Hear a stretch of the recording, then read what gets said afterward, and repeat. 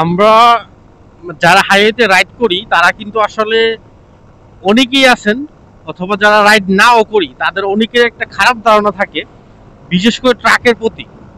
এই যে পণ্যবাহী ট্রাকগুলো আছে বা লরি আছে, তাদের প্রতি খুবই খারাপ ধারণা থাকে। খারাপ ধারণা থাকার কারণ আছে, কারণ সব ট্রাক ড্রাইভার তো সমান না, সবার মানে চালানোর স্কিলটা আছে বা দক্ষতা কিন্তু সমান না। যাই হোক, ওইটা আমার বিষয় না। আমার কথা হচ্ছে, অনেকে বলতেছে যে ট্রাক নাকি রাস্তায় উড়াদুরা টানে। হ্যাঁ, ট্রাক খুবই উড়াদুরা ভাবে, রাফ ভাবে রাস্তায় রাস্তায় রাইড করেই দেখেন।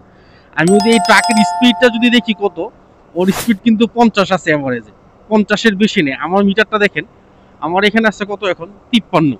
তার মানে আমি ট্রাকের সমান। তার মানে 50-55-এর মধ্যে ট্রাকের মানে স্পিডটা কি আপ ডাউন করে। আর ওরা সাধারণত 60-65-এর বেশি আমি এরকম পণ্যবাহী ট্রাক কখনো দেখি নাই স্পিডে যেতে, বা লরিগুলাকে। যদি ওভার স্পিড থাকে, সেটা হচ্ছে ছোট পিক আপ গুলা। এগুলা মানে বলে লাভ নাই, এগুলা সব নাকি চালায় গাঁজা খোর, মানে যারা ডান্ডি খোর, ওরাই নাকি পিক আপ গুলা চালায়। ট্রাক কখনো ওভার স্পিডে আমি হাইওয়েতে দেখি নাই আজ পর্যন্ত, এখনো আমি দেখি নাই। মানে এই পর্যন্ত 3-4 বছর, আলহামদুলিল্লাহ 3 বছর তো ফুল মানে রাইড করতেছি বিভিন্ন জায়গায় দেশের।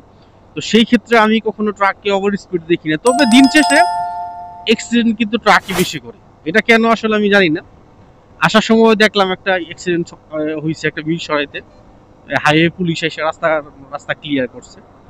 তো ট্রাক কখনো ওভার স্পিডে থাকে না।